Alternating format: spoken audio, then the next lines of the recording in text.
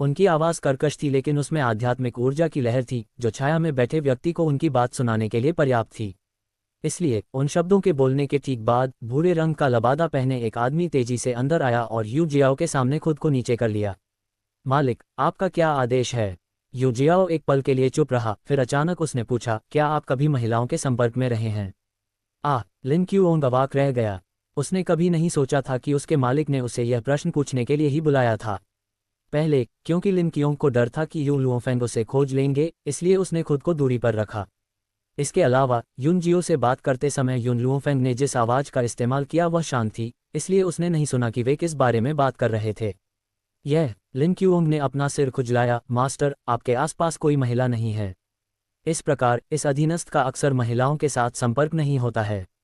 हालांकि एक बार जब मैं एक मिशन पूरा कर लेता हूं तो मैं कभी कभी वेश्यालय जाता हूं। क्या आप चुनगोंग तू को जानते हैं? युन जियाओ ने भौहें चढ़ा ली और एक और प्रश्न पूछा। लिन क्यूओंग पूरी तरह से चकित था। मास्टर को किस तरह के उकसावे का सामना करना पड़ा, इतना आगे बढ़कर चुनगोंग तू जैसी चीज के बारे में पूछने की पहल करनी पड़ी। मास्टर, आप चुनगोंग तू चाहते हैं? हाँ, युन जियाओ ने गहरी आवाज में उत्तर दिया। मेरे लिए चुनगोंग तू की एक प्रति तैयार करो। ... उद्धरण चिन्ह। लिन क्यूओंग इतना सदमे में था कि वह आवाज भी नहीं निकाल सका। मास्टर वास्तव में चुनगोंग तू को देखना चाहते थे। क्या ऐसा हो सकता है कि वह अपनी आंखें खोलने लगा हो? हाँ, यह अधीनस्थ वैसा ही करेगा जैसा आप कहेंगे। लिन क्यूओंग ने सम्मानपूर्वक जल्दी से अपनी मुट्ठियां बंद कर लीं। इसके तुरंत बाद, जैसे कि उसने कुछ सोचा हो, उसने कहा, मास्टर, अभी इस अधीनस्थ को लगा कि युन परिवार के पीछे के पहाड़ पर कोई और व्यक्ति है, मुझे नहीं पता कि क्या। उस आदमी की ठंडी नज़र लिन क्यूओंग के शरीर पर पड़ी, जिससे लिन क्यूओंग डर गई और उसका पूरा शरीर कांप उठा। उसने तुरंत अपना सिर नीचे कर लिया। कृपया इस अधीनस्थ को क्षमा करें। वह कैसे भूल सकता है कि उसके मालिक की ताकत बहुत मजबूत थी। अपनी ताकत से उसने मान लिया कि उसे पहले से ही दूसरे व्यक्ति के अस्तित्व का एहसास हो गया है। हालांकि उन्होंने कुछ नहीं कहा और न ही कारण की पड़ताल की। इससे उस व्यक्ति और युन परिवार के बीच संबंध का अनुमान लगाया जा सकता है। फिर भी उन्होंने लापरवाही से इस मामले का खुलासा कर दिया। अपने मालिक के तरीकों को जानने के बाद उसके मालिक के लिए उसे आसानी से छोड़ना असंभव था। वापस जाओ और अपनी सजा पाओ। उस आदमी की आवाज़ ठंडी और भावहीन थी, एक भारी प्रहार के समान जो लिन क्यूओंग के शरीर पर बेरहमी से हमला कर रहा था। इस अधीनस्थ को आपका आदेश प्राप्त होता है। लिन क्यूओंग के माथे पर ठंडे पसीने की एक परत दिखाई दी। जब उसने उस दंड के बारे में सोचा जो उसके स्वामी ने सुनाया था तो वह मदद नहीं कर सका, लेकिन उसे लगा कि उसके रोंगटे खड़े हो गए हैं। याद रखें, जिन चीज़ों के बारे में आपको चिंता नहीं करनी चाहिए उन पर आपको ध्यान नहीं देना चाहिए। ये शब्द कहने के बाद यू जियाओ घर से बाहर चला गया। जब वह घर के दरवाजे से बाहर निकलने वाला था तो उसने कहा, चुनगोंग तू को लाने के बाद अपनी सजा पाने के लिए वापस जाओ। यू जियाओ के गायब होने के बाद लिन क्यूओंग के दोनों पैर नर्म हो गए और वह जमीन पर बैठने की स्थिति में गिर गया। उसने अपने मुंह पर जोर से थप्पड़ मारा, उसका चेहरा दुख से भर गया। अपना मुंह बंद करते रहो। बढ़िया, अब तुम्हें सजा के लिए वापस लौटना होगा। यूं निवास मुख्य हॉल। बुजुर्ग व्यक्ति की अभिव्यक्ति में कुछ अधीरता थी और उसका शांत, बूढ़ा चेहरा दरवाजे से बाहर दिख रहा था। बिल्कुल खूबसूरत युवा लड़की को सूरज की ओर मुंह करके चलते हुए देखकर आखिरकार उसकी अभिव्यक्ति सहज हो गई। यू लुओ ने अपना हाथ यू लुओफेंग की ओर बढ़ाया और स्नेहपूर्वक कहा, फेंगर, दादाजी के पास आओ। ये सुनकर यू लुओफेंग यू लुओ की ओर चल दिया। फिर उसकी नज़र क्राउन प्रिंस एस्टेट के शाही रक्षक की वर्दी पहने हुए व्यक्ति पर गई। उसने अपनी भौहें ऊपर उठाते हुए पूछा, किस बात के लिए क्राउन प्रिंस ने तुम्हें मुझे ढूंढने के लिए भेजा था? महामहिम क्राउन प्रिंस ने मुझे सबसे बड़ी मिस को निमंत्रण देने के लिए भेजा था। निमंत्रण? यू लुओफेंग शाही रक्षक के हाथ से निमंत्रण लेते हुए दंग रह गए। निमंत्रण की सामग्री को पढ़ने के बाद वह हंसी। मैं समझता हूँ, आप लौट सकते हैं और क्राउन प्रिंस को बता सकते हैं कि मैं थोड़ी देर में जाकर उपस्थित होऊंगा। शाही रक्षक ने सलामी में अपनी मुट्ठी बांधी और फिर पीछे हट गया। जैसे ही वह चला गया, युन लुओ ने अपनी भौहें सिकुड़ते हुए पूछा, क्राउन प्रिंस इस बार क्या करना चाहते हैं? यह इस तरह है। यू लुओफेंग ने निमंत्रण बंद कर दिया। आज शाम क्राउन प्रिंस किन नदी के किनारे एक भोज का आयोजन करेंगे। मूल रूप से लॉन्ग युआन के सभी युवा पीढ़ी के रईस इसमें शामिल होंगे। इस प्रकार उन्होंने एक निमंत्रण भेजा। लेकिन अतीत में ऐसे कई भोज हुए थे, लेकिन उन्होंने मुझे कभी आमंत्रित नहीं किया।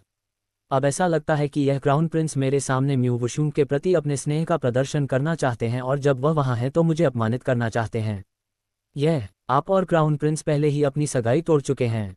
क्या उन्हें सचमुच ऐसा करने की ज़रूरत है? दादाजी, क्या आप भूल गए?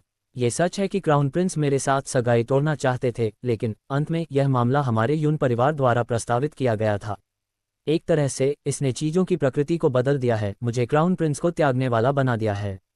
भले ही हर कोई जानता है कि क्राउन प्रिंस का दिल म्यू वुशुन का है, फिर भी यह उसे शर्मिंदा महसूस कराएगा। वह मुझे यह एहसास दिलाना चाहता है कि उसे खोने के बाद मुझे उससे बेहतर आदमी कहीं और नहीं मिलेगा। यू लुओफेंग के चेहरे पर एक दुष्ट मुस्कान फैल गई। चूंकि वह अपना स्नेह दिखाना चाहता है, मैं उसके अनुरोध को पूरा करूंगा। क्यों नहीं फैंगर, मैं तुम्हें जाने की सलाह नहीं देता। यू लुओ की भौहें सख्त हो गईं। हालांकि आप अब खेती कर सकते हैं, लेकिन क्राउन प्रिंस की तुलना में आपकी क्षमता में अभी भी बहुत बड़ा अंतर है। इस तरह से जाने से आपको नुकसान होगा। यू लुओफेंग की काली आंखों से चमकदार रोशनी निकल रही थी और उसकी तेज विशेषताओं से आत्मविश्वास भरी चमक झलक रही थी। चिंता मत करो, मेरा कभी भी फायदा नहीं उठाया जाएगा। नुकसान में हमेशा दूसरे ही होंगे, वह नहीं। क्या आप चाहते हैं कि यून जियाओ भी आपके साथ रहे? यू लुओ के दिल में अभी भी कुछ चिंता थी। उसके दिल में वे लोग खूंखार भेड़ियों और जंगली तेंदुओं की तरह थे। उनकी कोमल त्वचा वाली और कोमल मांस वाली पोती उनके दंश को कैसे सहन कर सकती थी? यू जियाओ को उन लोगों को संभालना, क्या यह महज एक तिल का ताड़ बनाना नहीं है? यू लुओफेंग ने अपनी भौहें ऊपर उठाईं। अकेले जाना ही काफ़ी होगा। दादाजी, मुझे आज रात के भोज की तैयारी करने जाना है। चिंता मत करो और घर पर मेरा इंतजार करो। उसने यू लुओ के कंधों को थपथपाया, रहस्यमय तरीके से मुस्कुराई और फिर चली गई। किन नदी तट, सितार की आवाज़ आती रही। इसकी धीमी आवाज़ काफ़ी देर तक चलती रही। जीवंत, आलीशान और विशाल जहाज के अंदर कई प्रतिभाशाली युवा जोर शोर से छंदों, श्लोकों, गीतों या जटिल साधना समस्याओं पर चर्चा कर रहे थे। और गाओ लिंग और म्यू वुशुंग, जो इन लोगों से घिरे हुए थे, उनकी प्रशंसा का लक्ष्य बन गए। सही है महामहिम क्राउन प्रिंस, क्या आपने नहीं कहा था कि यू लुओफेंग, वह कचरा, आज भी आएगा? वह अभी तक क्यों नहीं आए? युद्ध मंत्री गुवान लिन के बेटे ने अचानक पूछा। जीवंत भीड़ अचानक शांत हो गई। बातचीत पहले की तुलना में अधिक जोर से होने में काफ़ी समय लग गया। महामहिम क्राउन प्रिंस, आपने यू लुओफेंग जैसे बेकार व्यक्ति को यहाँ क्यों आमंत्रित किया? उसके जैसे लोग हमारे साथ मेलजोल बढ़ाने के योग्य नहीं हैं। ये सही है, ये यू लुओफेंग पहले केवल एक कूड़ा था, लेकिन देखो उसने हाल ही में क्या किया है। सबसे पहले उसने जनरल एस्टेट के सारे पैसे बर्बाद कर दिए और फिर उसने जनरल यू को अपने लिए गार्ड और नौकरानियों की भर्ती करने के लिए मजबूर किया। जनरल यू पहले से ही वर्षों से बूढ़ा है, लेकिन उसे अभी भी कड़ी मेहनत करनी पड़ती है। उसके जैसा व्यक्ति पहले ही क्यों नहीं मर जाता? वह मूल रूप से किसी भी विवेक से रहित है और उसमें कृतज्ञता की कोई भावना नहीं है। महामहिम क्राउन प्रिंस, अतीत में आपने उसकी जन्मजात प्रतिभा की कमी से मुंह नहीं मोड़ा था और फिर भी आप उससे अपनी पत्नी के रूप में शादी करने के लिए सगाई को पूरा करने के लिए तैयार थे। इसके बावजूद वह अभी भी सार्वजनिक रूप से एक सुंदर लड़के को पकड़ने की हिम्मत रखती थी। दुनिया में ऐसी बेशर्म महिला कैसे हो सकती है? इन लोगों को यून लुओफेंग को तुच्छ समझते हुए सुनकर म्यू वुशुंग का दिल बहुत खुशी से भर गया। हालांकि उसके चेहरे पर इसका कुछ भी पता नहीं चला और उसकी शक्ल पर अभी भी एक सुंदर मुस्कान थी। इस मामले का क्राउन प्रिंस से कोई लेना देना नहीं है। यह मैं ही था जिसने क्राउन प्रिंस से उसे आमंत्रित करने के लिए कहा था। इसके अलावा इस बार उसे आने देने की बात बहुत स्पष्ट है। क्राउन प्रिंस के सगाई से हटने की भरपाई करने के लिए मैं आप में से उसके लिए एक पति चुनूंगा। क्या? म्यू वुशुंग की बातें सुनने के बाद गुवान लिन की भावनाएं उत्तेजित हो गईं। मिस म्यू, यून लुओफेंग महज एक कूड़ा है, लेकिन हम में से जो लोग यहाँ हैं वे सभी प्रतिभाशाली हैं। उसके पास एक सुंदर चेहरे के अलावा कुछ भी नहीं है। वह संभवतः हमारे योग्य कैसे हो सकती? क्या यह इतना आसान नहीं है? जैसे ही म्यू वुशुंग के पीछे की नौकरानी जिया ओजू ने ये शब्द सुने, वह बाहर खड़ी हो गई और बोली, यू लुओफेंग इस तथ्य पर भरोसा करती है कि वह ओल्ड जनरल की पोती है और उसने हमेशा अपनी शक्ति का अत्याचारपूर्ण दुरुपयोग किया है। यहाँ ओल्ड जनरल के साथ उसे एक उपपत्नी बनाना असंभव है। ओल्ड जनरल पहले से ही उम्र में उन्नत है, वह लंबे समय तक जीवित नहीं रहेगा।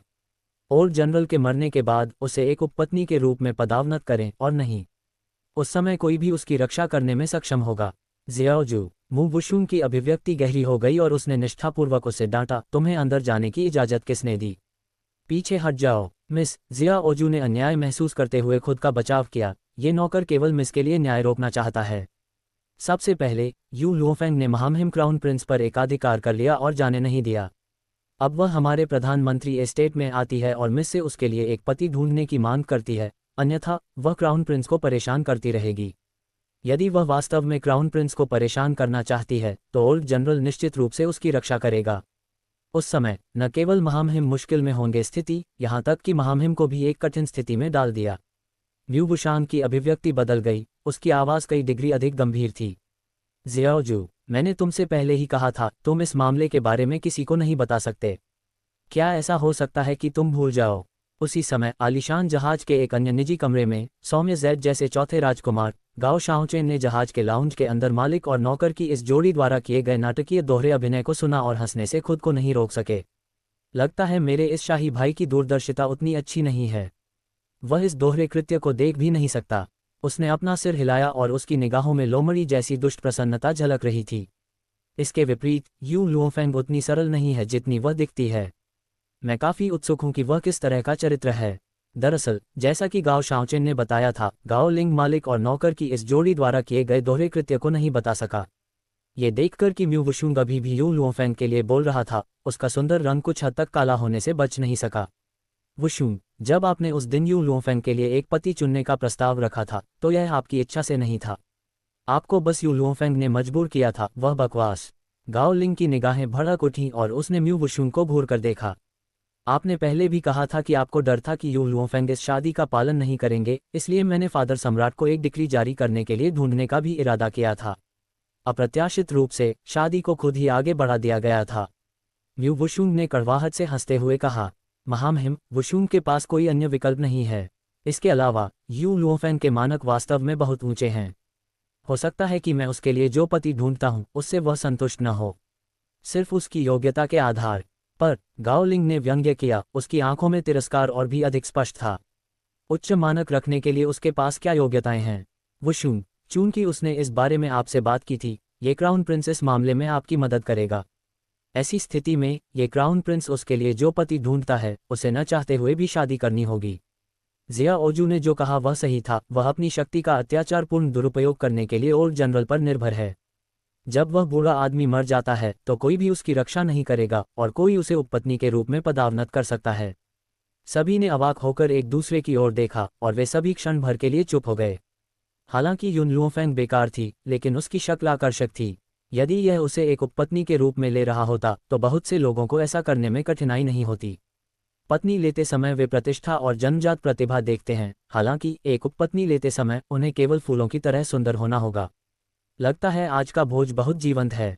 अचानक जहाज के दरवाजे के बाहर से एक धीमी आवाज आई जिसने सभी की निगाहें अपनी ओर खींच लीं। सूर्यास्त के आकाश के नीचे युवा लड़की का शरीर दरवाजे के सामने झुक गया। उसके होठों का कोना मंत्रमुग्ध कर देने वाली मुस्कान के साथ ऊपर उठा हुआ था और वह फीकी मुस्कान के साथ जहाज के लाउंज के अंदर सभी को देखने लगी। अनुवादक के विचार। ज़ेन तो मेरी गलती, मैं पिछले अध्याय के लिए अनुवादक के नोट को बदलना भूल गया। युवा लड़की की नज़र अनंत रात के आकाश की तरह एकदम काली थी। वह स्पष्ट रूप से आपको देख रही थी, लेकिन उसने लोगों को यह एहसास दिलाया कि वह आपको नीची दृष्टि से देख रही थी। अवमानना की यह भावना आमतौर पर केवल उच्च वर्ग के लोगों के लिए आरक्षित थी। हालांकि वर्तमान यू लुओफेंग ने उन्हें इस प्रकार की भावना दी।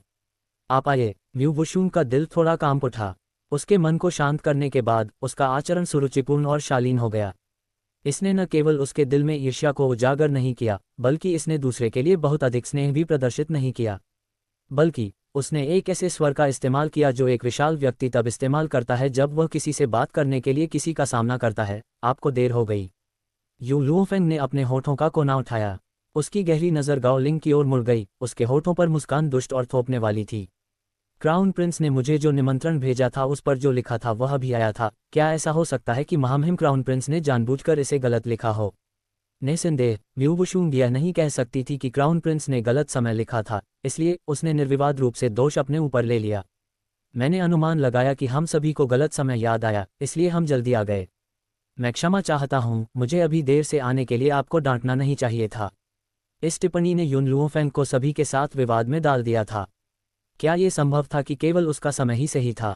क्या ऐसा हो सकता है कि उन सभी को गलत याद आया हो? यू लुओफेंग, ज्यादा दूर मत जाओ। सुंदर रूप अचानक काला पड़ गया। गाओ लिंग ने म्यू वुशुंग को अपनी बाहों में इकट्ठा किया। उसकी तलवार जैसी आंखें यू लुओफेंग पर खंजर चला रही थीं। जिस समय मैंने लिखा वह वास्तव में यूशी 1/4 है। आपको देर हो गई थी, लेकिन आपने दोष वुशुंग पर डाल दिया। वुशुंग, आपको इस कूड़ेदान के लिए माफी मांगने की जरूरत नहीं है। गाओ लिंग की बाहों में म्यू वुशुंग ने सभी के ध्यान भटकाने का फायदा उठाया और उसके होठों के कोने को हल्के से पकड़ लिया। बेशक क्राउन प्रिंस ने जो लिखा वह यूशी का 1/4 था। हालांकि क्राउन प्रिंस की व्याकुलता का फायदा उठाते हुए उसने समय बदलकर यूशी थ्री क्वार्टर कर दिया। क्राउन प्रिंस म्यू वुशुंग ने स्पष्ट रूप से क्राउन प्रिंस की बाहों से बाहर निकलने के लिए संघर्ष करना चाहा और उसकी लंबी सुडौल भौहें थोड़ी सी झुक गईं। कृपया मुझे छोड़ दें, कई लोगों के सामने सार्वजनिक रूप से ऐसा करना सही नहीं है। इसके अलावा यू लुओफेंग आपकी पिछली मंगेतर थी। इन शब्दों को सुनकर गाओ लिंग ने अपने शरीर को और भी कसकर पकड़ लिया और दबंग ढंग से कहा, आपको इस क्राउन प्रिंस की आधिकारिक तौर पर विवाहित पत्नी बनने में ज्यादा समय नहीं लगेगा। मैं क्यों नहीं हो सकती? आप मु वुशुंग न केवल स्वर्ग की गौरवान्वित बेटी हैं दो, बल्कि आप जिंगलिन की शिष्या भी हैं, जो कम उम्र में बेहद उच्च चिकित्सा कौशल रखती हैं। यू लुओफेंग आपकी तुलना कैसे कर सकती हैं? मु वुशुंग का चेहरा लाल हो गया, अब संघर्ष नहीं कर रहा। वह गाओ लिंग की चौड़ी छाती के सामने झुक गई और उसके होंठ एक संतुष्ट और आनंदमय मुस्कान के साथ उठे हुए थे। अंतरंग आलिंगन में लगे इस कुत्ते के जोड़े के सामने युन लुओफेंग ने आलस्य से खुद को फैलाया, उसकी दुष्ट काली आंखें हास्य से चमक रही थीं। मैं तुम्हें एक वाक्य के साथ विदा करूंगा, सार्वजनिक रूप से स्नेह प्रदर्शित करो और तुम तेजी से मर जाओगे। उनकी सुंदर उपस्थिति लगातार भद्दी होती जा रही थी। गाओ लिंग यू लुओफेंग की निंदा करने के लिए अपना मुंह खोलने ही वाले थे, हालांकि उस समय म्यू वुशुंग ने उनका हाथ खींच लिया। इसे भूल जाओ महामहिम, चाहे कुछ भी हो, आप यू लुओफेंग के मंगेतर हुआ करते थे। आपके ऐसा करने से उसका नाखुश होना सामान्य बात है। मु वुशुंग ने गाओ लिंग पर अपना सिर हिलाया। उसकी सुंदर आंखें युन लुओफेंग की ओर मुड़ गईं। उसका व्यवहार अत्यंत सुंदर था। यू लुओफेंग, मैंने सुना है कि आप हाल ही में चिकित्सा के प्रति आकर्षित हो गए हैं। आप इसे एक साथ खोजने के बारे में क्या सोचते हैं? हाँ, म्यू वुशुंग ने अभी ये शब्द बोले ही थे कि युद्ध मंत्री का बेटा खुद को उपहासपूर्वक हंसने से नहीं रोक सका। मिस वुशुंग, यदि आप उपचार की कला का पता लगाने के लिए किसी को ढूंढना चाहती हैं, तो आप गलत काम कर रही हैं। युन लुओफेंग की आपसे तुलना कैसे की जा सकती है? आप जिंगलिन के शिष्य हैं और आपके पास उत्कृष्ट चिकित्सा कौशल हैं। उसका क्या? एक बेकार लड़की जो जलने और खेलने के लिए औषधीय जड़ी बूटियां खरीदने के लिए अपने धन का उपयोग करती है। मैं वास्तव में उत्सुक हूं, उसने जितनी औषधीय जड़ी बूटियां खरीदी, उसने वास्तव में अभी तक किसी को जहर देकर नहीं मारा है। अनुवादक के विचार। ज़ेन_1 यूशी इक्वल्स चीनी शिचेन समय प्रणाली में शाम 5-7 बजे की समयावधि। यूशी एक तिमाही शाम 5:30 बजे होंगे। यूशी 3 तिमाही शाम 6:30 बजे होंगे। स्वर्ग की गौरवान्वित बेटी टियानजी जियाओनू इक्वल्स एक अत्यंत प्रतिभाशाली महिला, शायद अच्छी शक्ल और पारिवारिक पृष्ठभूमि वाली, मानो स्वर्ग से आशीर्वाद प्राप्त हो। पुरुषों के लिए ये टियानजी जियाओ 7 होगा। गुवान लिन, मु वुशुंग ने अपनी सुडौल भौहों को कसकर अस्वीकृति के स्वर में कहा, आपके शब्द सही नहीं हैं। शुरुआत में कुछ भी न जानने से किसने शुरुआत नहीं की? युन लुओफेंग में ये रुचि है और यह साबित करता है कि वह बिल्कुल भी योग्यता के बिना नहीं है। म्यू वुशुंग की बातों पर विश्वास न करते हुए गुवान लिन के मुंह का कोना हिल गया। कूड़ा होने के कारण यू लुओफेंग निश्चित रूप से चिकित्सा नहीं सीख पाएगी और न ही कोई उसे शिष्य के रूप में स्वीकार करने को तैयार होगा। केवल म्यू वुशुंग ही इतना दयालु था कि उसने उसका मार्गदर्शन किया। दरअसल गुवान लिन की नज़र में मु वुशुंग का दावा है कि वह उपचार की कला के बारे में यू लुओफेंग के साथ बातचीत करना चाहती थी। जाहिर तौर पर वह युन लुओफेंग का मार्गदर्शन कर रही थी। यू लुओफेंग, म्यू वुशुंग ने एक बार फिर यू लुओफेंग की ओर रुख किया था। नौसिखिया के रूप में आपकी स्थिति के साथ, अगर कोई आपको निर्देश नहीं देता है, तो आप निश्चित रूप से बहुत सारे चक्कर लगाएंगे और अनगिनत औषधीय जड़ी बूटियों को भी बर्बाद कर देंगे। मैं आपको कुछ संकेत क्यों नहीं सिखाता? इन कुछ संकेतकों का होना आपके लिए 10 साल की मेडिकल किताबें पढ़ने से अधिक उपयोगी हो सकता है। क्या म्यू वुशुंग वास्तव में यू लुओफेंग को निर्देश देना चाहता था? नहीं, वह उसे अपमानित करने के लिए ऐसा कर रही थी। यू लुओफेंग को यह एहसास दिलाने के लिए कि उसकी शक्ल सूरत को छोड़कर वह पूरी तरह से बेकार थी। इसके अलावा वह ये भी जानती थी कि यू लुओफेंग के स्वभाव के कारण वह उसके निर्देशों को बिल्कुल भी स्वीकार नहीं करेगी। ठीक है, जैसे ही म्यू वुशुंग ने सोचा कि युन लुओफेंग उसे अस्वीकार कर देगा, युवा लड़की की हर्षित आवाज ने आलस्य से जवाब दिया। उसकी अभिव्यक्ति तुरंत स्थिर हो गई। अन्य लोगों की असावधानी का फायदा उठाते हुए उसने धीरे धीरे अपना नेक लुक बहाल कर लिया। यू लुओफेंग, यदि आपके पास कोई प्रश्न है जो आप मुझसे पूछना चाहते हैं, तो मैं आपको उत्तर देने की पूरी कोशिश करूंगा। यू लुओफेंग ने धीरे से उसकी ठुड्डी पर हाथ फेरा। उसकी काली आंखों में एक चंचल मुस्कान थी। मैं जानना चाहता हूं कि मैनलुओ फूल के जहर को कैसे विश्रण किया जाना चाहिए। म्यू वुशुंग स्तब्ध थी और उसने कहने से पहले एक पल के लिए सोचा, अगर मुझे सही से याद है, तो यह मैनलुओ फूल का जहर मेडिकल मंडप की दीवार पर पोस्ट की गई समस्याओं में से एक है। यहाँ तक कि मेडिकल पवेलियन के डॉक्टर भी इसका समाधान नहीं कर सकते। यू लुओफेंग, भले ही मेरे गुरु आए, फिर भी वह आपको उत्तर नहीं दे सके। मेरा सुझाव है कि आपको बुनियादी बातें सीखना शुरू कर देना चाहिए। मनलुओ फूल का जहर ऐसी चीज नहीं है जिसे आप वर्तमान में छू सकें। उसका मतलब था एक ऐसी समस्या जिसे मेडिकल पवेलियन के डॉक्टर भी हल नहीं कर सके। भले ही वह मू वुशुंग जवाब नहीं दे सकी, फिर भी यह क्षमा योग्य थी। मनलुओ फूल की मारक विधि बहुत सरल है, यू लुओफेंग ने जहाज के दरवाजे के सामने झुकते हुए जम्हाई ली। यदि आप इस तरह का एक सरल प्रश्न भी हल नहीं कर सकते तो आपको मेरे साथ बातचीत करने का क्या अधिक, उन्हें इस निर्णय पर हमेशा पछतावा रहेगा। इन शब्दों को कहने के बाद गाओ शाओचेन ने गाओ लिंग की ओर नहीं देखा। उसकी मुस्कुराती हुई निगाहें बूढ़े आदमी की ओर बढ़ती हुई अद्वितीय सुंदर लड़की पर टिकी थीं। क्या आप कृपया अलग हट सकते हैं? युन लुओफेंग ने अपनी निगाहें थोड़ी ऊपर उठाईं और उसे रोकते हुए सुंदर लड़की से कहा, अब मैं उस पर इन सुइयों का उपयोग करूंगी। सुंदर लड़की स्तब्ध रह गई, अब चेतन रूप से एक तरफ हट गई और अपने लिए एक रास्ता खुला छोड़ दिया।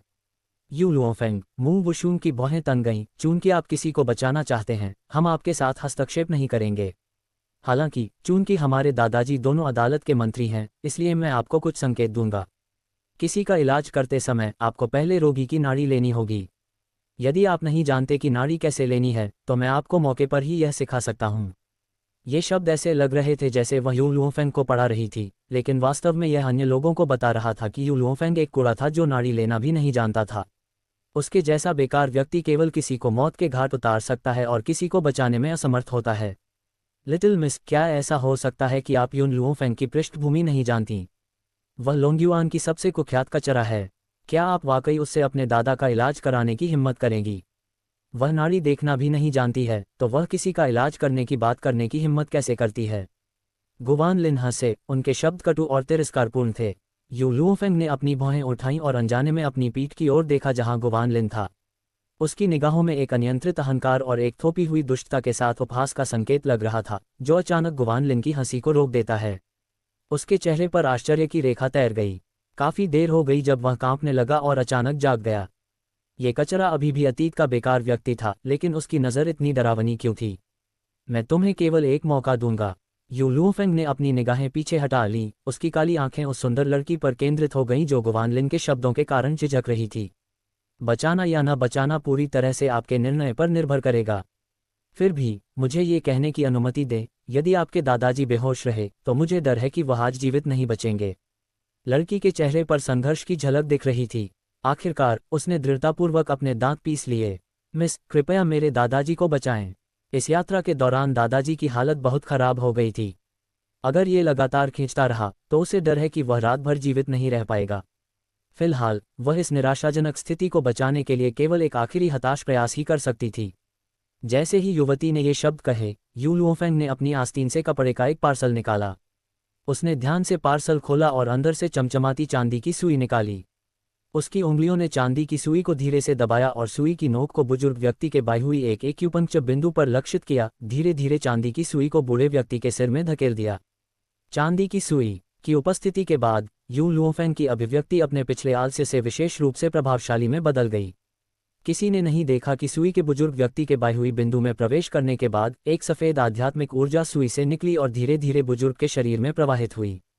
मेडिकल गॉड कोड के रिकॉर्ड के अनुसार जब डॉक्टर किसी का इलाज करते हैं तो वे चिकित्सा कौशल और आध्यात्मिक ऊर्जा को जोड़ सकते हैं और ये दोगुने प्रभाव के साथ आधा काम हासिल करेगा। हालांकि यह विधि पहले ही लुप्त हो चुकी थी और किसी को बचाते समय आध्यात्मिक ऊर्जा की खपत का तो जिक्र ही नहीं किया जा रहा था, इसलिए आज केवल कुछ ही लोग थे जो इस हद तक ऐसा कर सकते थे। लेकिन युन लुओफेंग अलग थे। मेडिकल गॉड कोड उसकी आध्यात्मिक ऊर्जा खपत की भरपाई कर सकता है।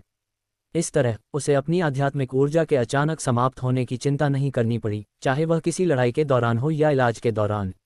म्यू वुशुंग ने बेबसी से आह भरते हुए अपना सिर हिलाया। क्राउन प्रिंस इस युन लुओफेंग ने दूसरे व्यक्ति की बीमारी का निदान भी नहीं किया और उस पर एक्यूपंक्चर करके जोखिम उठाया।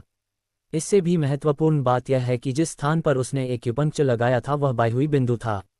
ये क्रिया पहले ही उसकी विफलता साबित कर चुकी है।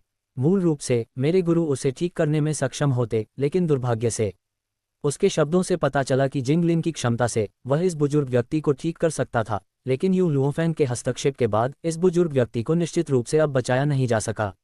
मैंने ये पहले ही कहा था, यू लुओफेंग के पास कोई वास्तविक क्षमता नहीं है और वह केवल लोगों को धोखा दे सकती है।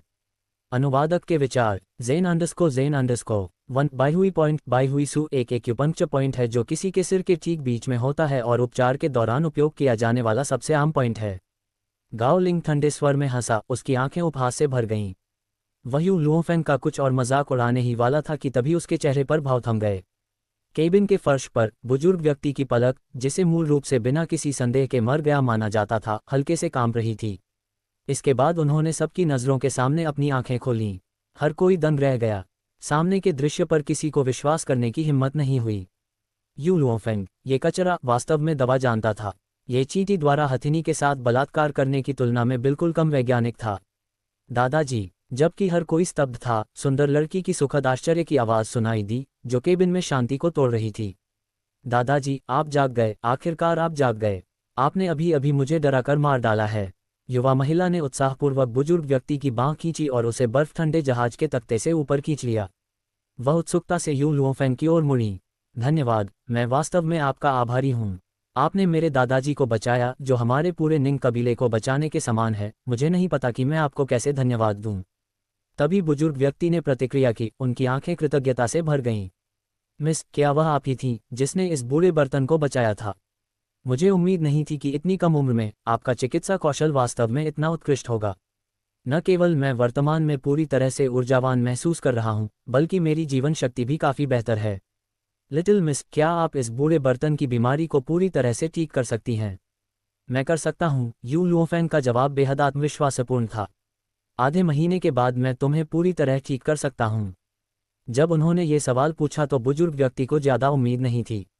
युन लुओफेंग को जगाने में सक्षम होना पहले से ही एक बड़ी उपलब्धि थी, और इसलिए पूरी तरह से और स्थायी रूप से ठीक होने की दिशा में उसे बिल्कुल भी उम्मीद नहीं थी। किसने सोचा होगा कि युन लुओफेंग वास्तव में उसे एक निश्चित उत्तर देगा? उस पल बुजुर्ग व्यक्ति का हृदय एक बार फिर जलती हुई राख के समान था। उनके वृद्ध रूप पर उत्साह की एक रेखा दिखाई दी।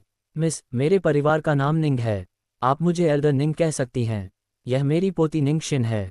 आपकी उम्र लगभग इतनी ही है, इसलिए आपको दोस्त बनने में सक्षम होना चाहिए।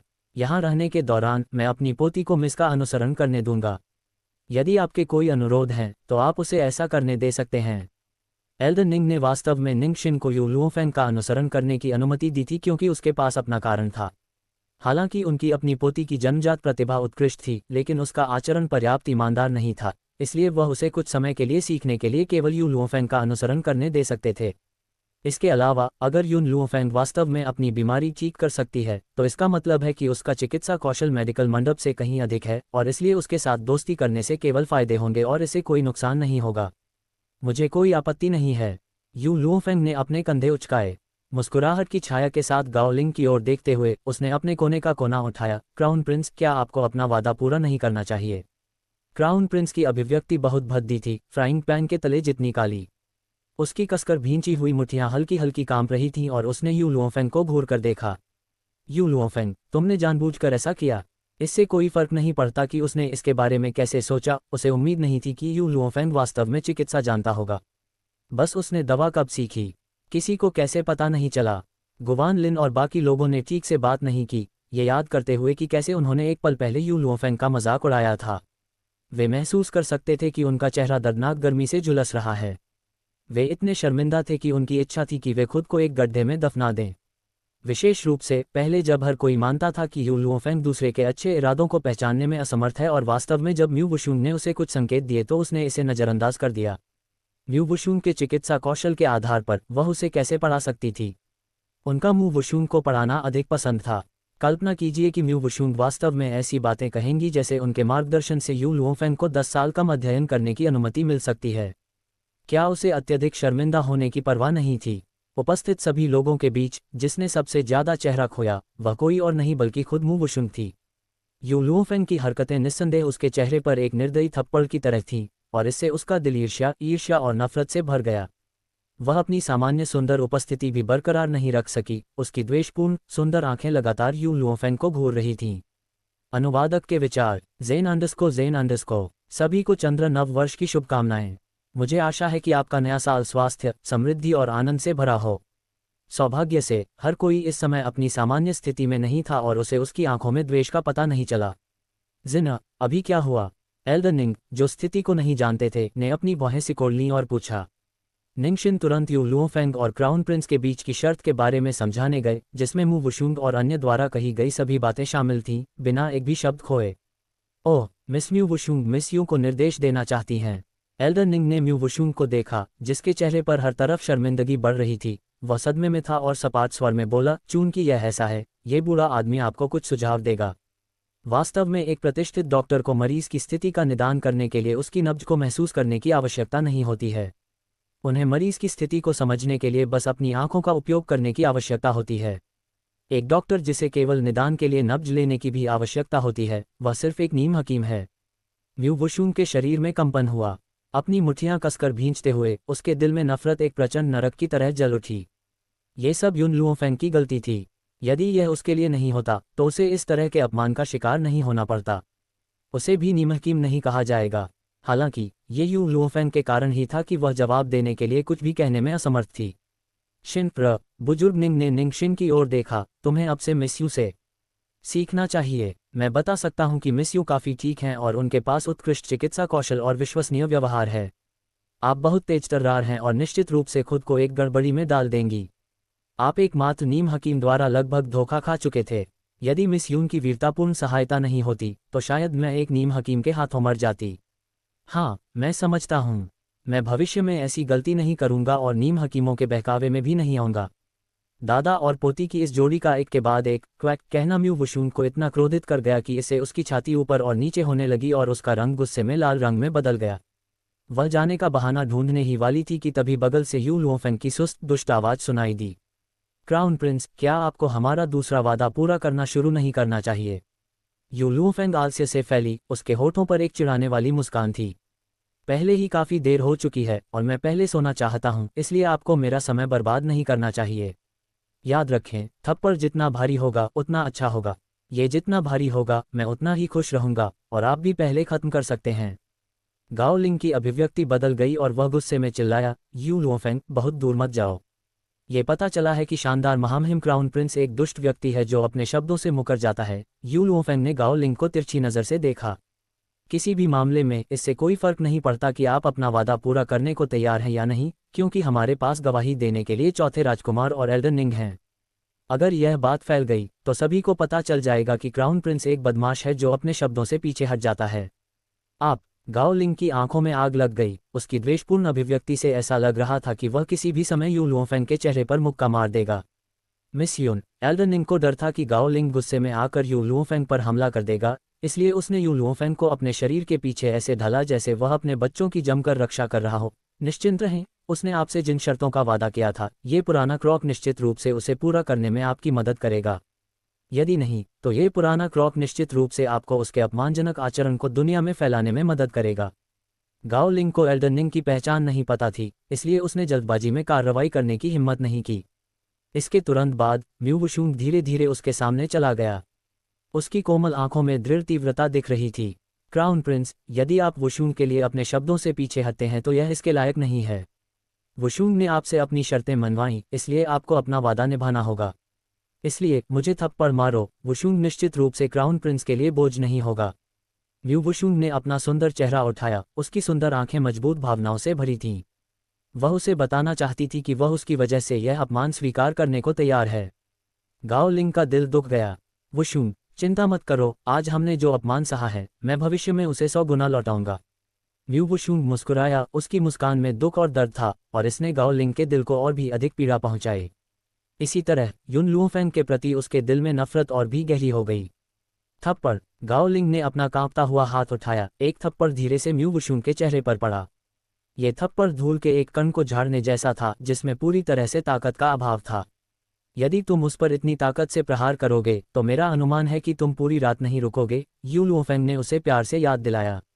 यू लुओफेंग की बातें सुनकर म्यू वुशुंग ने अपने होंठ भींच लिए। महामहिम युवराज, आपको वुशुंग पर दया करने की जरूरत नहीं है। वुशुंग न तो दर्द से डरता है और न ही अपमान से। गाओ लिंग का दिल थोड़ा कांप उठा। जब इस सुंदर रूप का सामना किया गया तो वह वास्तव में उस पर प्रहार करना सहन नहीं कर सका। वुशुंग, क्षमा करें। गाओ लिंग ने अपनी आंखें थोड़ी बंद कर लीं। जब उसने आंखें खोली तो उसकी आंखों में अपराधबोध और अधिक स्पष्ट हो गया। उसने म्यू वुशुंग को जोर से थप्पड़ मारते हुए अपना हाथ उठाया। थप्पड़। एक कर्कश और तेज आवाज गूंजी। इस शांत और शांत केबिन में यह बहुत अप्रत्याशित था। म्यू वुशुंग का बायां गाल तुरंत लाल हो गया और सूज गया। इससे उसे इतना दुख हुआ कि उसकी आंखों में आंसू बहते रहे, लेकिन वह हठपूर्वक उन्हें रोके रही। प्रधानमंत्री एस्टेट की प्यारी बेटी के रूप में किसी के द्वारा थप्पड़ खाने की बात तो दूर, बाल के एक भी बाल को नुकसान नहीं पहुंचाया गया था, और अब यू लुओफेंग की वजह से उसे सार्वजनिक रूप से इतना अपमान सहना पड़ रहा था। उसे यह कर्ज याद रहेगा। दरअसल म्यू वुशुंग ने इस पर ज्यादा विचार नहीं किया था। अगर क्राउन प्रिंस वास्तव में उससे खुद से ज्यादा प्यार करता था तो भले ही वह एक बदमाश के रूप में सामने आए जो अपने शब्दों से मुकर गया, वह उसे जरा भी चोट नहीं पहुंचाएगा। लेकिन अंत में क्राउन प्रिंस ने फिर भी खुद को चुना। थप्पड़ थप्पड़ थप्पड़ थप्पड़। गाओ लिंग के थप्पड़ एक के बाद एक म्यू वुशुंग के चेहरे पर पड़े। ऐसा लगा जैसे थप्पड़ उसके दिल पर वार कर रहे थे और उसके दिल को दर्द से छलनी कर दिया। लेकिन जब उसने अपनी प्रतिष्ठा के बारे में सोचा तो उसने म्यू वुशुंग को बेरहमी से थप्पड़ मारना जारी रखा। आज का शो काफी अद्भुत है, गाओ शाओचेन मुस्कुराए। उनके सौम्य चेहरे पर एक चंचल मुस्कान थी। लुओफेंग, अगर हम खुद को आज की स्थिति में पाते हैं तो मैं तुम्हें नहीं मारूंगा, भले ही इसके लिए मुझे अपने शब्दों से पीछे हटना पड़े। युन लुओफेंग ने अपनी बाहों को अपनी छाती के सामने मोड़ लिया और केबिन के दरवाजे पर आधा झुक गई। गाओ शाओचेन की बातें सुनकर उसने केवल अपनी भौं उठाई और मुस्कुराए। क्या आप और मैं एक दूसरे से परिचित हैं? ओह, गाओ शाओचेन ने अपनी ठुड्डी को सहलाया और अपनी धूर्त आंखें युन लुओफेंग की ओर झपकाते हुए कहा, अगर हम थोड़ी देर के लिए खाना बनाने के लिए एक साथ निकलते हैं तो एक दूसरे से परिचित नहीं होंगे। क्या होगा अगर आप कल फोर्थ प्रिंस एस्टेट में आएं ताकि हम एक साथ बिस्तर पर जाकर कुछ देर के लिए खाना बना सकें? प्रिंस एस्टेट के प्रवेश द्वार से दाएं मुड़ें और फिर एक गली में प्रवेश करें और आपको लोंगयुआन में सबसे प्रसिद्ध वेश्यालय दिखाई देगा। यदि आप वहां जाते हैं तो आप जो चाहें उसे पका सकते हैं। यू लुओफेंग ने गाओ शाओचेन पर उदासीन नजर डाली। उसे उम्मीद नहीं थी कि यह आदमी जो बाहर से जैद की तरह कोमल था, वह इतना चुलबुला भी हो सकता है। इसकी तुलना में उससे युन जियाओ में कहीं अधिक दिलचस्पी थी, जिसे पर्याप्त रूप से प्रशिक्षित नहीं किया गया था। गाओ शाओचेन ने धूर्त मुस्कान दिखाए। उन महिलाओं को अच्छी तरह से खाना बनाना बेहद आसान होता है, जिससे वास्तव में इस राजकुमार की रुचि कम हो जाती है। वे मुझे उतना लुभाती नहीं है जितना आप करते हैं लुओफेंग। आप खाना बनाना, काटना और चबाना कितना कठिन है, उसकी तुलना में वे हीन हैं। बुरा नहीं, युन लुओफेंग ने सहमति में सिर हिलाते हुए कहा। आपने जो कहा वह सही था। जो चीज़ आसानी से पकाई जा सकती है वह चबाने वाली चीज़ जितनी दिलचस्प नहीं होती।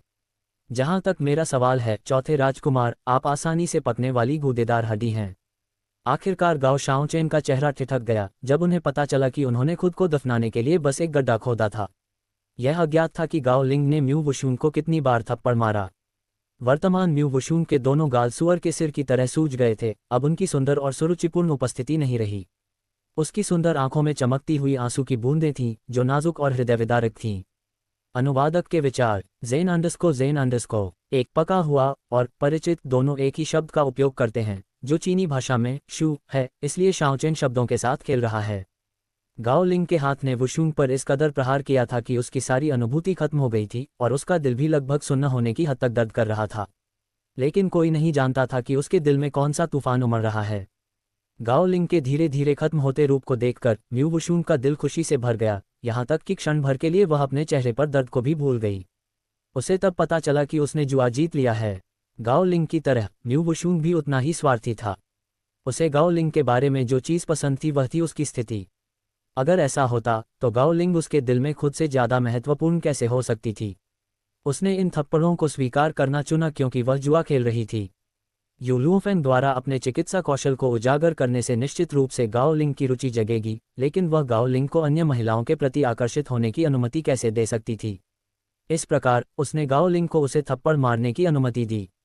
इससे न केवल गाओ लिंग के मन में युन लुओफेंग के प्रति और अधिक द्वेष पैदा हो गया, बल्कि इससे भी महत्वपूर्ण बात यह है कि इससे उसके दिल में अपराध बोध पनप गया। उसका मानना था कि आज के बाद गाओ लिंग न केवल उससे और अधिक प्यार करेगा, बल्कि युन लुओफेंग के प्रति उसकी दुश्मनी भी बढ़ जाएगी। काफ़ी देर हो गई है, अगर मैं अब नहीं लौटा तो मुझे लगता है कि मेरा बूढ़ा आदमी मुझे लेने आएगा।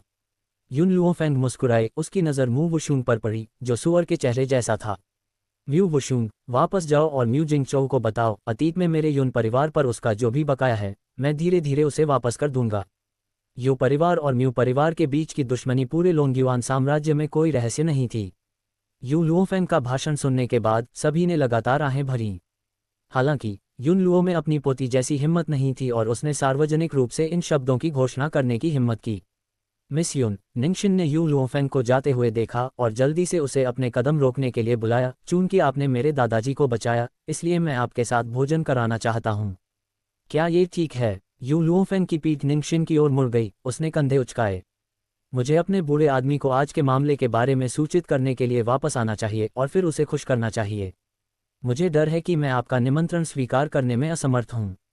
कल कैसा रहेगा? निंगशिन ने अपनी आंखें झपकाईं। क्या कल तुम्हारे पास समय है? यू लुओफेंग ने एक पल के लिए इस पर विचार किया और सिर हिलाया। आप लोंगयुआन की सराय में मेरा इंतजार कर सकते हैं। मैं कल खुद आपको ढूंढने आऊँगा। इसके साथ ही उसने अपने पीछे मौजूद लोगों की ओर विदाई के भाव में अपना हाथ हिलाया और धीरे धीरे जहाज से नीचे चली गई, जैसे वह धीरे धीरे अंतहीन अंधेरे में गायब हो गई। गाओ शाओचेन ने अपनी चालाक आंखें सिकोड़ ली, उस दिशा को ध्यान से घूरते हुए जहां युन लुओफेंग ने छोड़ा था, और उपहास करते हुए कहा, चाहे हड्डी कितनी भी सख्त क्यों न हो, अंततः एक दिन ऐसा आएगा जब यह नर्म हो जाएगी। युन लुओफेंग, ये राजकुमार वास्तव में विश्वास नहीं करता है कि मैं तुम्हें पूरी तरह से पका नहीं सकता। रात के आकाश के नीचे जनरल एस्टेट शांत और शांतिपूर्ण था। एक आदमी रात के आसमान के नीचे खड़ा था, उसके स्याही काले बाल हवा में हल्के से लहरा रहे थे। उनके काले कपड़े उनके लंबे, सीधे, शक्तिशाली और मजबूत शरीर की शोभा बढ़ाते थे। उनका चेहरा तुलना से परे ठंडा था, देवताओं को ईर्ष्यालु बनाने की हद तक परिपूर्ण था। उस आदमी के हाथ में फिलहाल एक पीली किताब थी। उसकी तलवार जैसी बाहें कसकर बंधी हुई थीं और उसके चेहरे पर उत्तेजना की एक रेखा झलक रही थी। जब लिन क्यूओंग चुनगोंग तू को लेकर आए थे तो उन्होंने उसे याद दिलाया कि अगर वह इस पीली किताब में चित्रों का अध्ययन करना चाहता है तो बेहतर होगा कि वह इसे यू लुओफेंग के साथ करे। अन्यथा उसके पास इन चित्रों को पूरी तरह से समझने का कोई तरीका नहीं था। वैसे भी उस आदमी ने अभी तक अपने हाथ की पीली किताब नहीं खोली थी। जैसे ही वह आदमी असमंजस में था कि उसे किताब खोलनी चाहिए या नहीं, सामने के आंगन से एक खुशी भरी आवाज आई। हालांकि वह बहुत दूर था, फिर भी वह इसे स्पष्ट रूप से सुन सकता था। जनरल डेरिन, मिस वापस आ गई है, सबसे बड़ी मिस वापस आ गई है। वह वापस आ गई थी। जब उस आदमी ने नौकरानी क्रिंग्यान की कर्कश आवाज सुनी तो उसकी ठंडी काली आंखों में एक स्पष्ट रोशनी चमक उठी। यूं एस्टेट मुख्य हॉल में बुजुर्ग आदमी ने सामने खड़ी बेमिसाल खूबसूरत लड़की को ऊपर से नीचे तक देखा। जब तक उसने ये पुष्टि नहीं कर ली कि युवती को कोई नुकसान नहीं हुआ है, तब तक उसने आराम नहीं किया। तुम लड़की, बिना किसी साथी के भोज में शामिल होने पर जोर दे रही हो। सौभाग्य से तुम ठीक हो, अन्यथा ये बूढ़ा व्यक्ति कल क्राउन प्रिंस एस्टेट के साथ इस मुद्दे को उठाएगा। उनके स्वर में फटकार थी, लेकिन यू लुओफेंग ने अभी भी इसमें चिंता और भोग को सुना। उसका दिल गर्म होने के अलावा कुछ नहीं कर सका। मैंने पहले ही कहा था कि मैं, युन लुओफेंग, कभी भी ऐसा व्यक्ति नहीं हूं जो नुकसान में होगा। मैं अन्य लोगों को पीड़ित करने वाला व्यक्ति बनूंगा। इस बार न केवल मैंने अन्य लोगों को मुझे धमकाने नहीं दिया, बल्कि मैंने क्राउन प्रिंस को व्यक्तिगत रूप से म्यू वुशुन के खिलाफ हाथ उठाने के लिए मजबूर किया। यू लुओ ने आश्चर्य से अपनी ही पोती को देखा। क्या आपने कहा कि क्राउन प्रिंस ने म्यू वुशुन को मारा था? यह असंभव है। म्यू वुशुन के प्रति क्राउन प्रिंस के स्नेह को देखते हुए वह संभवतः उसे कैसे मार सकता था? यू लुओफेंग ने कंधे उचकाए और आज जो कुछ भी घटित हुआ उसे एक एक करके यू लुओ को बताते हुए कहा। क्राउन प्रिंस मुझसे एक दांव हार गए थे, इसलिए वह सिर्फ समझौते को पूरा कर रहे थे। लेकिन एक चीज है जिसके लिए आपको तैयार रहना होगा। अब से मुझे लगता है कि यहाँ बहुत सारे लोग आएंगे, लेकिन मैं इनमें से किसी भी आगंतुक से नहीं मिलूंगा। मूल रूप से यू लुओफेंग ने इतनी जल्दी अपने चिकित्सा कौशल को उजागर करने की योजना नहीं बनाई थी। उसने ऐसा केवल म्यू वुशुन को सबक सिखाने के लिए किया था। इसलिए वह बस कल्पना कर सकती थी कि एक बार जब उसका चिकित्सा कौशल सार्वजनिक हो गया तो उसे डर है कि जनरल एस्टेट अब शांतिपूर्ण नहीं रहेगा। यू लुओ अवाक रह गया। एक क्षण बाद वह जोर से हंसा। वह हंसी प्रसन्नता से भरी थी। हा, बढ़िया, तुम मेरी अच्छी पोती बनने के लायक हो। तुमने अच्छा किया। देखते हैं कि प्रधानमंत्री म्यू एस्टेट के लोग भविष्य में हमारे सामने अपना मुंह कैसे बंद कर पाएंगे। विशेष रूप से जिंग लिन, क्या उन्होंने यह नहीं कहा था कि उनकी सहायता के बिना तुम केवल जीवन भर कूड़ा बन सकते हो? इस बार उनके चेहरे पर तमाचा मारा गया था, है ना? मैं देखूंगा कि वह यहाँ से दुनिया का सामना करने के लिए किस तरह का चेहरा इस्तेमाल करेंगे। यू लुओफेंग ने यू लुओ को देखा, जो जी भरकर हंस रही थी। अनजाने में उसके मूड में भी काफी सुधार हो रहा था। उन वर्षों में म्यू परिवार ने हमसे जो बकाया लिया था उसे मैं धीरे धीरे थोड़ा थोड़ा करके चुकाऊंगा। उसकी आवाज़ अतुलनीय रूप से दृढ़ थी, उसकी विशेषताएं घृणित थीं। और इस बार मैंने क्राउन प्रिंस को भी आसानी से नहीं रहने दिया। कल तक प्रतीक्षा करें, क्राउन प्रिंस को अचानक बीमारी हो जाएगी। मेरे अलावा कोई भी उसे ठीक नहीं कर सकता। किस कारण से वह भोज में शामिल हुई? क्या ये सिर्फ खुद को अपमानित होने के लिए उनके दरवाजे पर पहुंचाने के लिए था? बिल्कुल नहीं। दरअसल भोज में जाने से पहले उसने पर्याप्त तैयारी की थी। ये क्राउन प्रिंस पर दबाव डालने के उद्देश्य से था। इस प्रकार जब क्राउन प्रिंस ध्यान नहीं दे रहा था तो उसने उसके शरीर पर आत्मा फैलाने वाला पाउडर छिड़क दिया। जैसा कि नाम से पता चलता है, यह आत्मा फैलाने वाला पाउडर एक आत्मा साधक को अपनी आध्यात्मिक ऊर्जा खो सकता है। क्राउन प्रिंस जैसे किसी व्यक्ति के लिए अपनी आध्यात्मिक ऊर्जा खोना उसे मरने देने से भी अधिक दर्दनाक है। यू लुओ की अभिव्यक्ति और भी चकित हो गई, लेकिन उन्होंने यह नहीं सोचा कि उनकी पोती ने कुछ गलत किया है।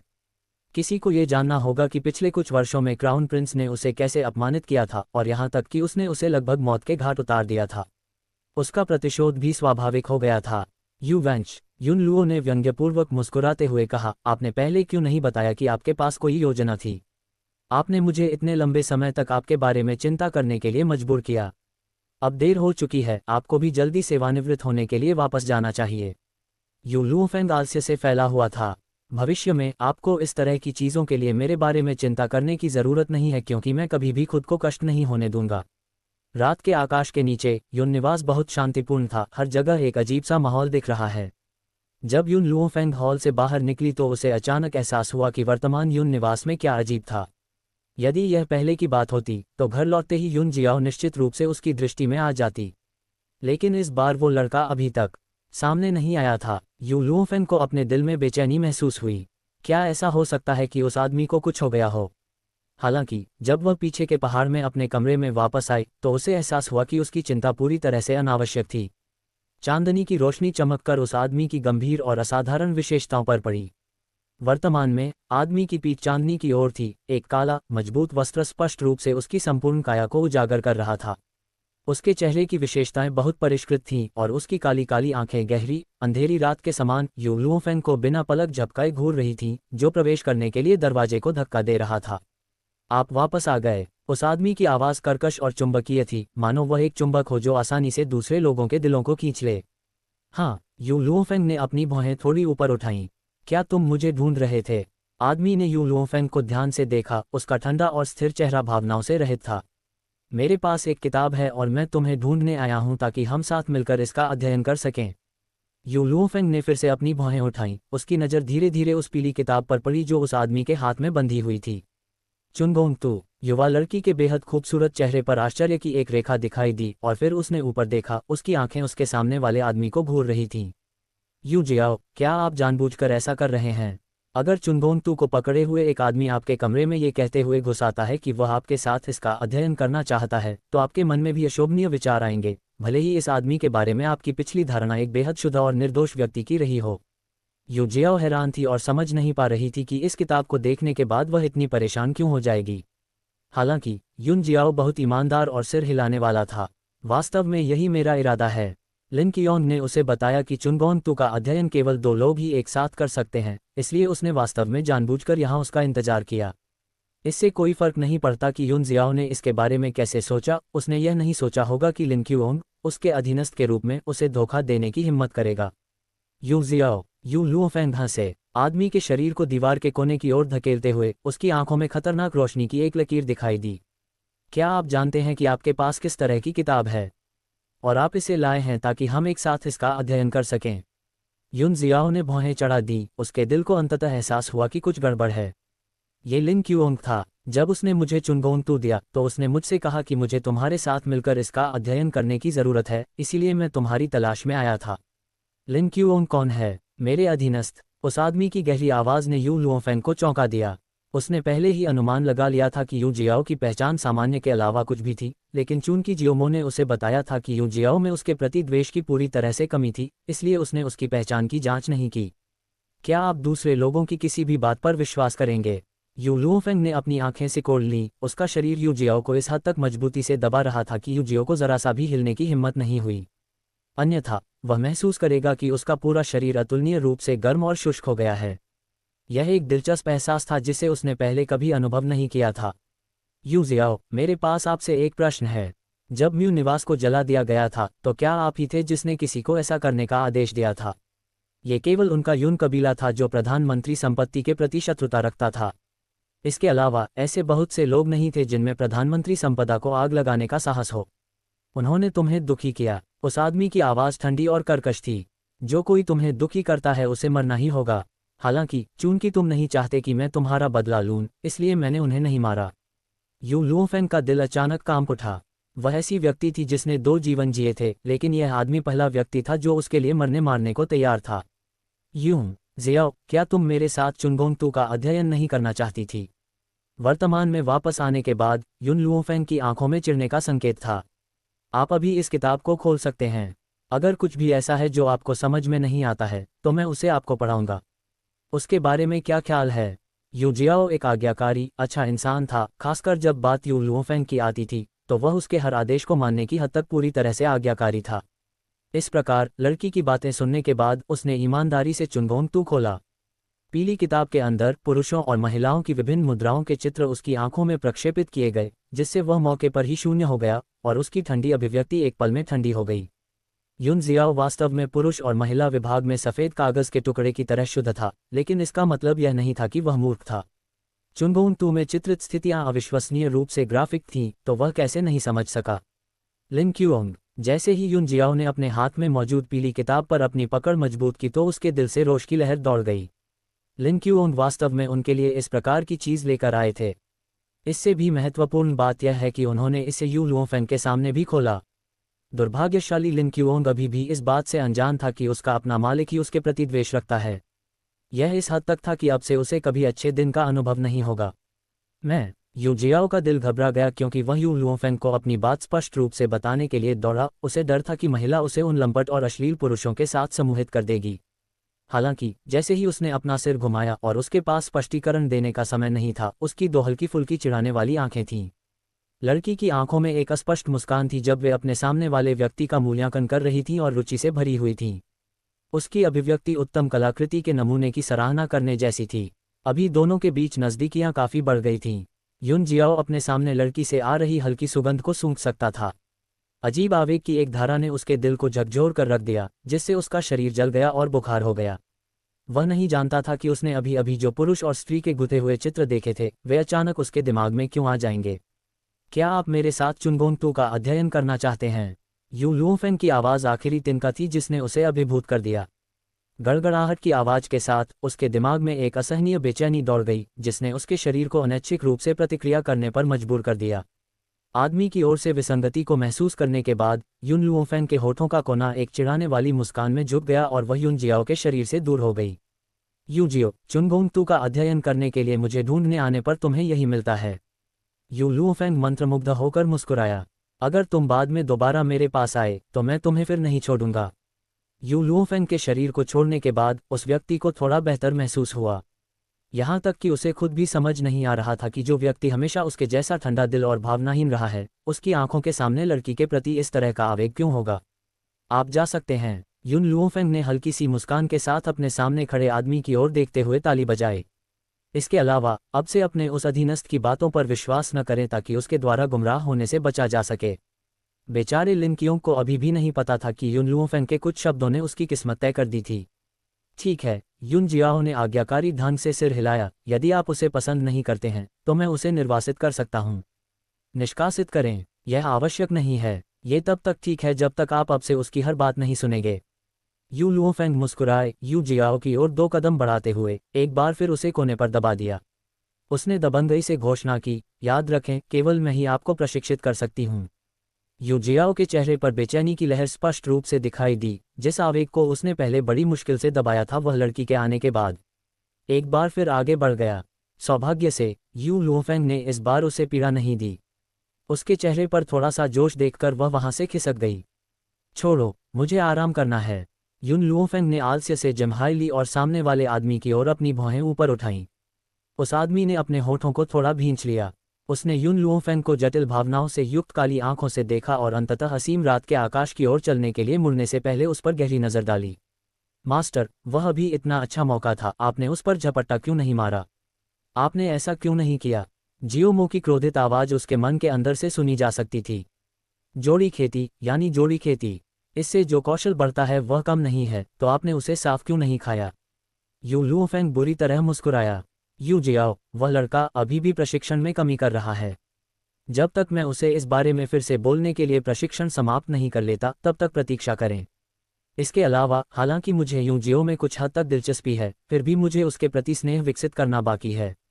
मास्टर, युन जियाओ के बारे में क्या अच्छा नहीं है? आप उसे अपने आदेश पर रखते हैं, वह आज्ञाकारी है और उसका शरीर शानदार है। उसकी ताकत भी असाधारण है और सबसे महत्वपूर्ण बात यह है कि वह अभी तक किसी भी महिला के साथ नहीं रहा है। उसे अभी भी किस क्षेत्र में प्रशिक्षण की आवश्यकता है? जियो मो बेहद असंतुष्ट था।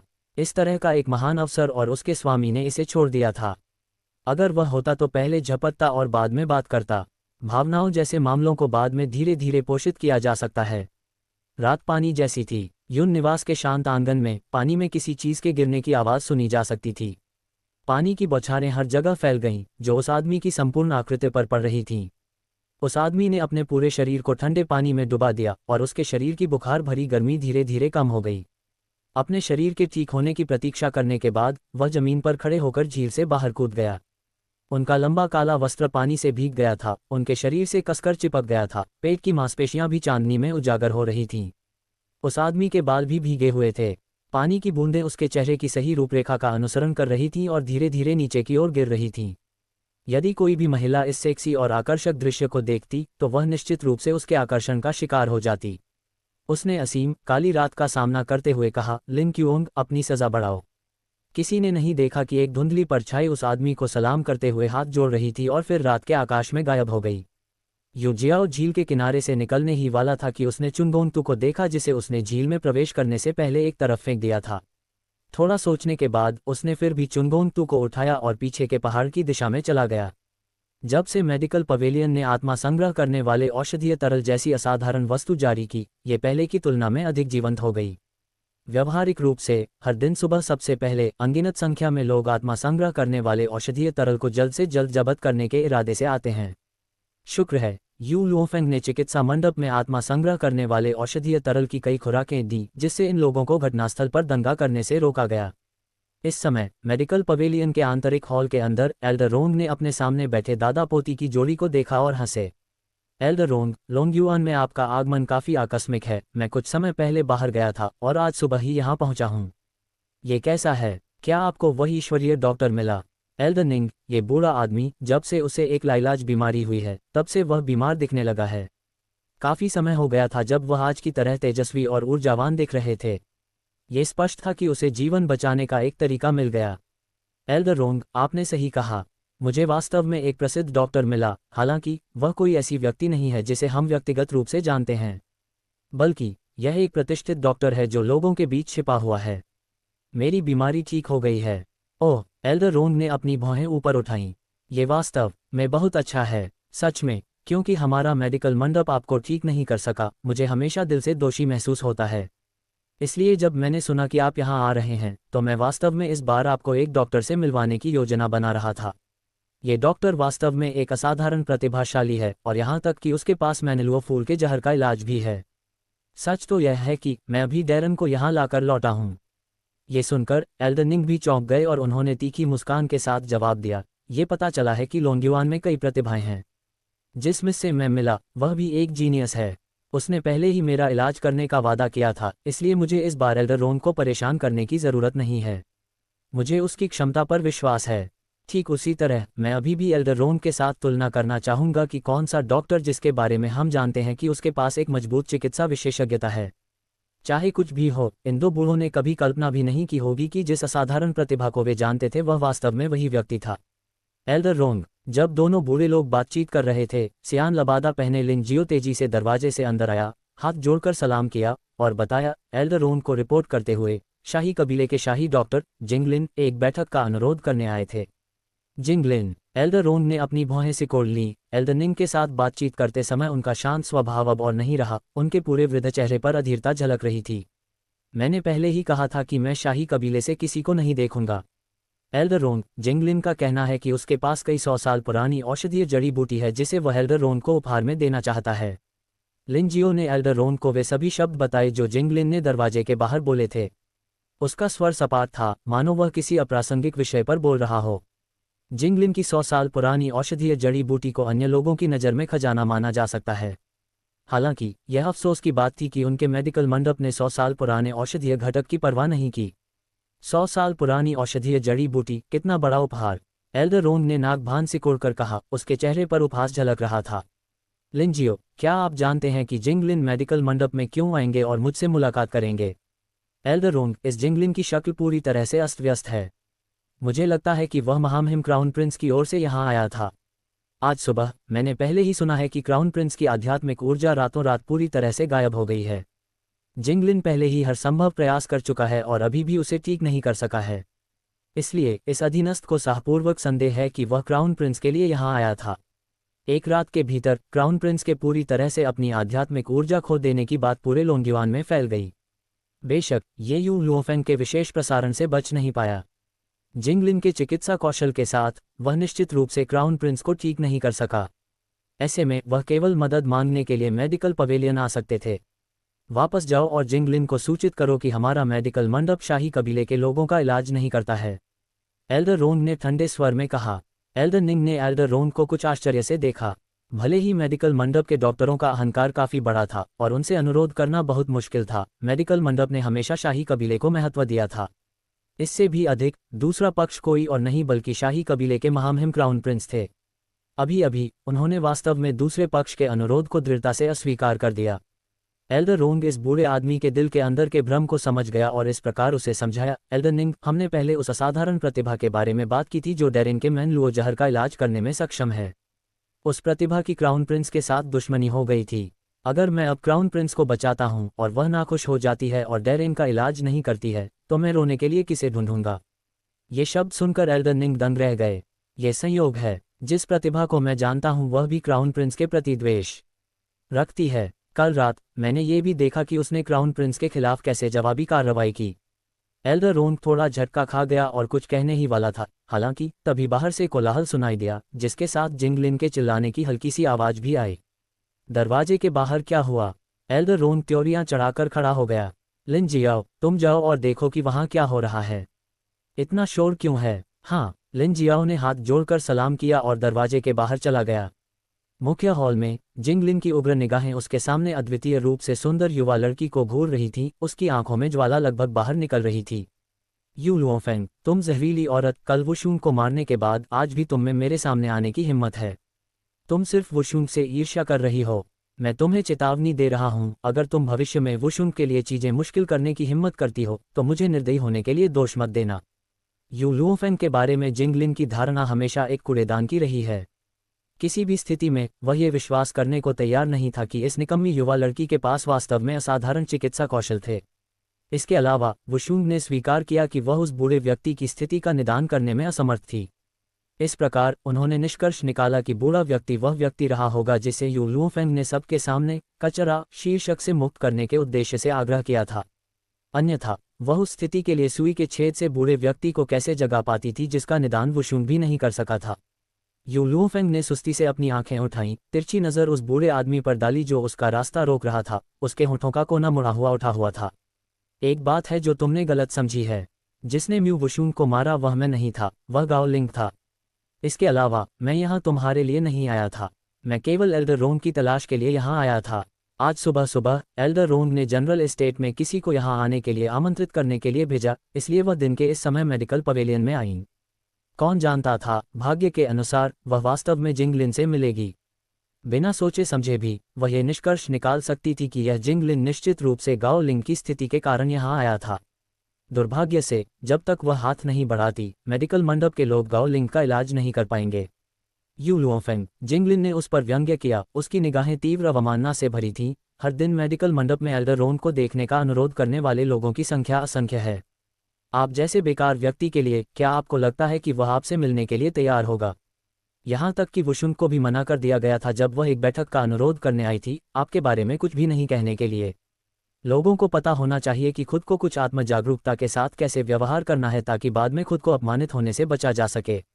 पर यू लुओफेंग ने जिंगलिन को देखने के लिए अपनी भौहें ऊपर उठाकर आलस्य से फैलाया। मू वुशुंग जैसा वास्तविक प्रतिभा और ज्ञान के बिना कोई व्यक्ति, अगर मैं एल्डर रोंग होता तो मैं भी उसे नहीं देख पाता। चाहे शब्दों से या कार्यों से, यू लुओफेंग खुद को हार नहीं होने देगी। जिंगलिन तुरंत अवाक रह गए। उसे समझ नहीं आ रहा था कि इस लड़की को इतने अहंकारपूर्ण शब्द कहने की हिम्मत कहाँ से हुई। वुशुंग के पास वास्तविक प्रतिभा और ज्ञान नहीं था। क्या ये संभव था कि वह, जिसे अचानक बीमारी का बहाना करने वाला एक बूढ़ा व्यक्ति मिल गया, वास्तविक प्रतिभा और ज्ञान वाली थी? वो बहुत बड़ा मजाक था। यू लुओफेंग, आप निश्चित रूप से बिना किसी पालन पोषण के हैं। शुक्र है कि आपके माता पिता का जल्दी निधन हो गया, अन्यथा वे अंततः आपके द्वारा क्रोधित होकर मौत तक पहुंच जाते।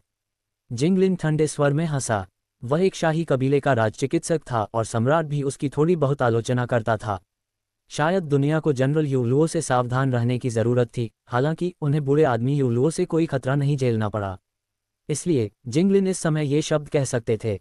यू लुओफेंग ने अपनी आंखें थोड़ी सी सिकुड़ लीं, उसकी आंखों में एक खतरनाक रोशनी चमक उठी। उसका लहजा हमेशा की तरह सुस्त था, लेकिन उसमें स्पष्ट रूप से एक बेहिचक प्रभावशाली अंदाज था। यूजियो, ये तब तक ठीक रहेगा जब तक आप उसे नहीं मार देते। जिंगलिन के चेहरे पर एक व्यंग्य झलक रहा था और वह उसका कुछ और मजाक उड़ाने ही वाला था कि अचानक उसके सिर पर शक्तिशाली दमनकारी शक्ति का विस्फोट हुआ। जब जिंगलिन को होश आया तो भीड़ में गिरने से पहले एक भूसा गड़गड़ाहट की आवाज के साथ उसके चेहरे पर लगा था, जिससे तेज धमाके के साथ उसका शरीर उड़ गया था। तुमने हिम्मत की। जिंगलिन गुस्से में था, उसकी आंखें उस ठंडे आदमी को घूर रही थीं जो उसकी ओर आ रहा था। मैं एक शाही चिकित्सक हूं। यदि आपने मुझे चोट पहुंचाई तो आप पर शाही कबीले की अवमानना का आरोप लगाया जाएगा। यू लुओफेंग हल्की सी मुस्कुराई और जिंगलिन को देखने के लिए अपना शरीर नीचे कर लिया, जो जमीन पर गिर गए थे। मैंने तुम्हें मारा था, तुम मेरा क्या कर सकते हो? बेलगाम, अहंकारी, दबंग। मैंने तुम्हें मारा था, तुम मेरा क्या कर सकते हो? वर्तमान यून लुओफेंग ने एक संपन्न परिवार की सुखवादी संतानों के अंतर्निहित गुणों को स्पष्ट रूप से और पूरी तरह से प्रदर्शित किया, जैसे कि उसे ऐसा ही होना चाहिए। ये सही है। ये यून लुओफेंग जनरल एस्टेट की इकलौती बेटी थी और जनरल ने इस इकलौती पोती को बहुत बिगाड़ दिया था। वह वास्तव में अहंकारी होने की योग्यता रखती थी। इसके अलावा उसके बगल में मास्क पहने हुए आदमी की ताकत बिल्कुल भी कमजोर नहीं थी। इसमें कोई आश्चर्य नहीं कि जनरल को उसके अकेले बाहर जाने के बारे में आश्वस्त किया जा सका। यू लुओफेंग, तुम सच में नासमझ हो। ये मेडिकल मंडप है। तुमने मेडिकल मंडप में गड़बड़ी फैलाने का साहस किया, यहाँ तक कि तुम्हारे दादा भी तुम्हारी रक्षा नहीं कर सकते। जिंगलिन ने ठंडे आदमी को फिर से अपनी ओर आते देखा और उसकी निगाहें अनजाने में घबराने लगीं। अनुवादक के विचार। ज़ेन_, आज कुल 6 रिलीज। GWW वर्तमान में 9वें स्थान पर है, शीर्ष 10। वाह, शुभ सप्ताहांत।